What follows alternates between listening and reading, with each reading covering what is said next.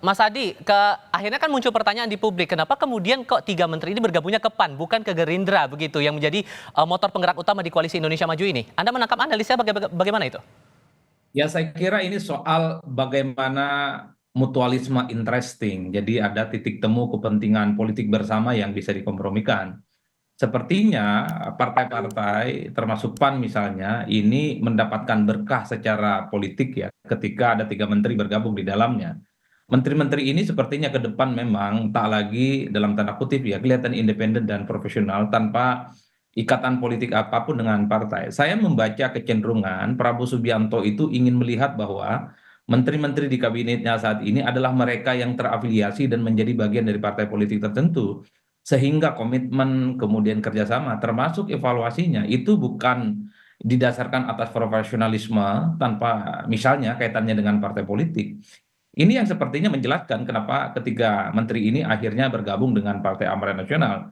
Tentu jika bergabung dengan Amanat Nasional, ketiga menteri ini mendapatkan posisi yang cukup penting dan cukup strategis ya. Ini yang saya kira kenapa para menteri ini pada akhirnya melabuhkan pilihan politiknya ke PAN. Kalau di Gerindra saya kira sudah banyak orangnya. Jadi posisi-posisi kunci sudah terpenuhi, posisi-posisi strategis saya kira juga sudah ada. Termasuk Bung Noel misalnya di Gerindra kan menjadi orang penting. Hmm. Jadi hal-hal macam ini sepertinya bagian dari upaya untuk mengonsolidasi.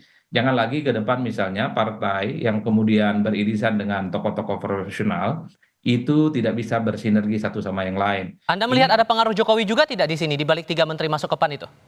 ya bagi saya Jokowi itu sudah masa lalu Hmm. dan tak ada kaitannya dengan di masa yang akan datang. Bahwa misalnya ada komunikasi dengan Pak Jokowi ya, tapi saya kira ketiga partai ini ketika memutuskan untuk bergabung dengan partai ini kan sebagai upaya bahwa politik mereka ke depan itu akan dikaitkan dengan Partai Amanat Nasional. Ini yang saya kira memang menjadi guidance dan semacam portofolio politik baru di masanya Pak Prabowo Subianto, bahwa partai-partai, maksud saya adalah menteri yang dari kalangan proporsional harus mengidentifikasi dan bahkan harus menjadi bagian dari partai politik tertentu sehingga kerjasama politik dan evaluasinya itu nyaman, Mas. Oleh Oke. karena itu Prabowo nanti agak nyaman cara mengontrol partai-partai yang kemudian memiliki kader-kader yang ada di dalam kabinet, misalnya Bung Noel, kemudian Bang Viva, Oke, nanti evaluasinya, feedbacknya itu pasti ke partai, bukan lagi orang per orang, bukan lagi antara presiden dengan kalangan proporsional. baik. Inilah format baru bagaimana Prabowo Subianto menyusun dan memberlakukan postur kabinetnya untuk di 5 tahun yang akan datang. Mas Adi, Bang Noel, Mas Viva, terima kasih banyak sudah mau berdiskusi bersama kami hari ini.